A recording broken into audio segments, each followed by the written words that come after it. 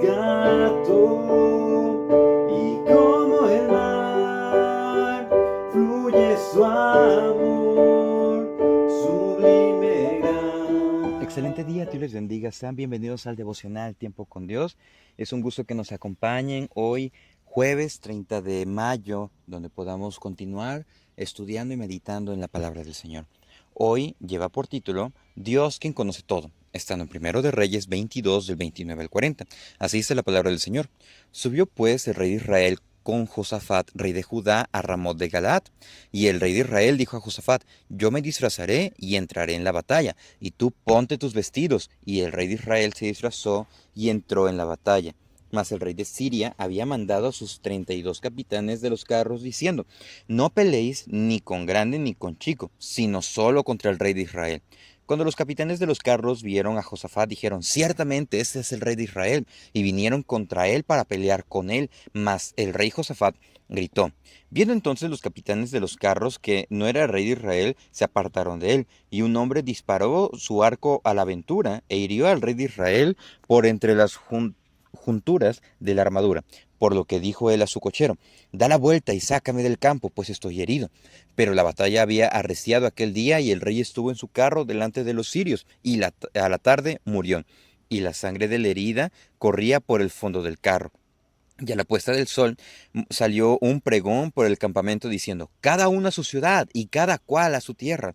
Murió pues el rey y fue traído a Samaria. Y sepultaron al rey en Samaria, y lavaron el carro en el estanque de Samaria, y los perros lavieron su sangre, y también las rameras se lavaban allí, conforme a la palabra que Jehová había hablado.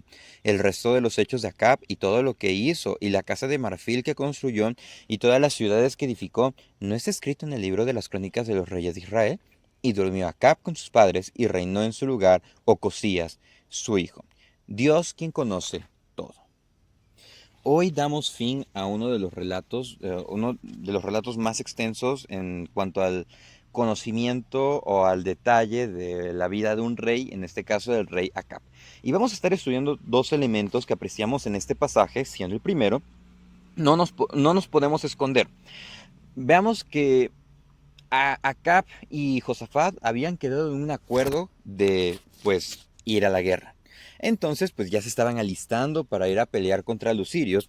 Entonces, ¿qué es lo que debían de hacer los reyes en la antigüedad? Los reyes en la antigüedad, ellos se caracterizaban por ir en su carro real, y también con sus vestidos y su armadura real. O sea, no era una armadura como la del ejército, sino que se distinguía y se podía identificar que era el rey de esa nación, que era el rey de ese pueblo.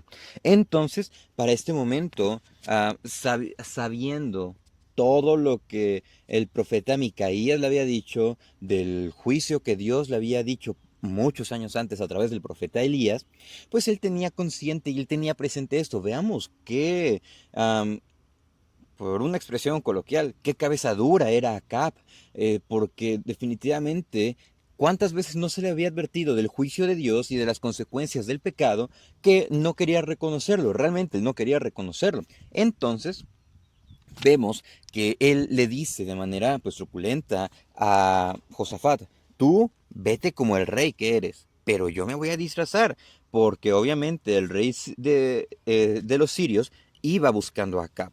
Porque vemos en el versículo 31 que había mandado, ya no estaban los 32 reyes, sino que habían sido sustituidos por 32 capitanes. Entonces les dice acá: no peleéis con grandes ni con chicos, sino solo contra el rey de Israel.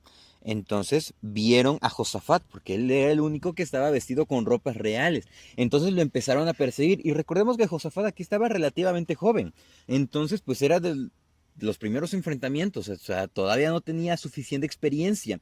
Y en ese momento, pues obviamente, cuando la vida de alguien está corriendo peligro, pues ¿qué es lo que uno suele hacer? Grita en el sentido de buscar ayuda hacia alguien que le pueda socorrer. Entonces, de manera que dice: entonces Josafat gritó pidiendo ayuda. Entonces los 32 capitanes de los carros se dieron cuenta que no era el rey de Israel. Entonces lo dejaron de seguir. Y en Dios en su misericordia, o sea, Dios en su misericordia y en su justo juicio, permitió que alguien disparara un arco. Y ese arco y esa flecha iba dirigida, o fue dirigida hacia Acab, que estaba, pues, vestido como un soldado. ¿Qué nosotros podemos apreciar de todo esto? Aunque nos querramos esconder de Dios, Él nos va a encontrar. Sí, recordamos esa frase que leí hace tiempo, bueno, hace unos devocionales en esa misma semana, que cuando nosotros pecamos en secreto, es Dios nuestra única audiencia. Y obviamente puede ser un pecado oculto para nosotros, pero es un escándalo abierto en el cielo. Es lo que decía este autor. De manera que esto es completamente cierto. Porque nosotros pensamos que podemos hacer cosas y escondernos de Dios, cuando Dios en su grande misericordia saca toda la luz para que nosotros entendamos la corrección y podamos acercarnos a Él con fe, humildad y obediencia. En Marcos 4:22 nos dice, porque no hay nada oculto que no haya de ser manifestado, ni escondido que no haya de salir a la luz. De manera que ante Dios todas las cosas están expuestas, todas las cosas están desnudas, no hay nada que se le oculte ante Él. Y es por eso que Dios conocía el corazón de Acab y Acab pensaba, podemos inferir ello. Me voy a esconder, voy a pasar como un simple soldado y si algo malo me iba a pasar a mí, pues le va a pasar a Josafat, o sea, no hay problema. Pero Dios saca toda la luz y Dios castiga el pecado. Y eso nos lleva a nuestro segundo punto, el cumplimiento llega.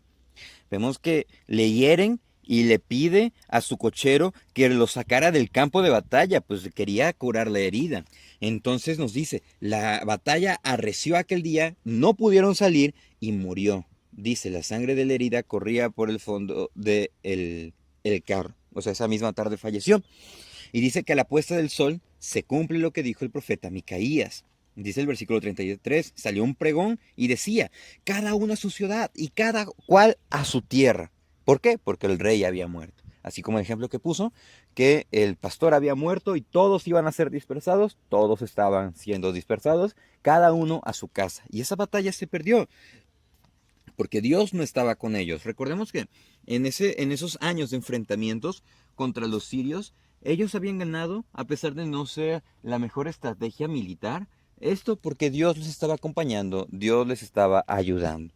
Entonces recordemos que es Dios quien nos ayuda en todas nuestras batallas, en todas nuestras pruebas, en todas nuestras aflicciones y también cuando estamos haciendo nuestros proyectos y estos salen favorables. Dios es quien nos ayuda, Dios es quien nos sustenta. No debemos de tener esa jactancia u orgullo que nos diga, pues yo lo estoy haciendo por mis propios méritos. ¿Por qué? Porque Dios castiga el pecado. Dios nos lleva a entender la humildad y Dios siempre va a cumplir su palabra. Y en su palabra siempre dice que la paga del pecado es muerte, pero que si nosotros nos humillamos vamos a alcanzar misericordia. Y vemos que también, recordemos lo que Elías le había dicho, Dios le había dicho a través de Elías, que por cuanto él había encubierto el asesinato de Nabot y que los perros habían lamido su sangre, él iba a correr esa misma vergüenza e incluso fue peor, porque el rey de Israel no murió en honra, no murió con sus ropas reales, si lo queremos poner en todos estos términos, no murió dignamente en el acto de la batalla, y dice que su sangre fue lamida por los perros e incluso en ese mismo estanque las rameras, las prostitutas se lavaban. Entonces veamos, pues en ese tiempo y en nuestra actualidad todavía no es nada algo bien visto esa actividad. Entonces era muy denigrado y era algo muy mal visto. Entonces el rey terminó con una vergüenza absoluta. Y esto por alejarse de Dios. Y entonces, ¿qué nosotros apreciamos en este momento? Que si Dios nos ha dicho que tengamos fe en Él, que si Dios nos ha dicho que tengamos confianza, que no nos fijemos en este mundo, que podamos avanzar hacia la meta perfecta que está en Él, no tenemos por qué dudar. No hay razones para dudar, no hay razones para tener este pensamiento de ansiedad, de decir, Señor, me estoy preocupando, está pasando esto, pero no veo que tú actúes. Eso es hablar y orar con necedad.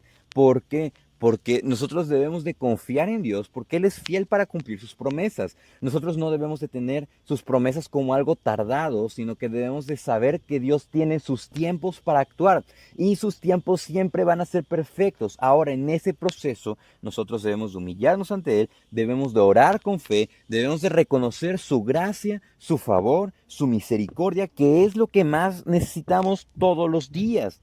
De manera que es Dios quien conoce todo. Dios conoce nuestro corazón. Y si estamos ocultando algo, mis amados hermanos, es mejor alcanzar misericordia, humillándonos, siendo humildes, reconociendo, Señor, ciertamente he pecado, ciertamente estoy batallando con esto, estoy luchando en mi interior con esos pensamientos, en el trabajo, en la escuela, esta situación está adversa, no sé cómo actuar, me he dejado llevar por la corriente, no quiero ocultar más esto. Y dice, el que se humilla alcanzará misericordia. Dios socorre a los humildes, pero a los altivos los ve de lejos. De manera que su cumplimiento siempre va a llegar. Él va a regresar. De manera que Él nos pide que seamos una iglesia limpia, santa, sin mancha. ¿Por qué? Porque Él es santo, Él es puro. De manera que nosotros debemos de presentar nuestro cuerpo como sacrificio vivo, santo, agradable, que es vuestro culto racional, dice Romanos 12. Entonces, nosotros debemos de presentarnos, si recordamos los sacrificios eran puros, no tenían ninguna mancha. Cristo, su sacrificio fue perfecto y nosotros debemos de aspirar a vivir en santidad y a buscarlo constantemente. Muchísimas gracias por acompañarnos en ese estudio devocional. Les invitamos a que podamos continuar el día de mañana, nuestro último día del mes de mayo, y posterior en el mes de junio, porque vamos a estar estudiando el libro de las cartas de Primera y Segunda de Pedro, el libro de Abdías, y continuando con Segunda de Pedro. Agradecemos mucho sus comentarios, agradecemos que compartan esos devocionales para que sea de edificación a cada uno. Les mandamos un saludo afectuoso a cada uno de nuestros hermanos, de nuestras hermanas que nos escuchan en Colombia, en Brasil, en República Dominicana, en Venezuela, en Honduras, en España, aquí en el país de México. Les mandamos un saludo a cada uno de ustedes y también en Estados Unidos. Muchísimas gracias, que la gracia del Señor sea con cada uno de nosotros y si Dios nos presta vida, mañana continuaremos nuestro estudio devocional. Saludos. Mi Salvador me rescató y como el mar fluye su amor.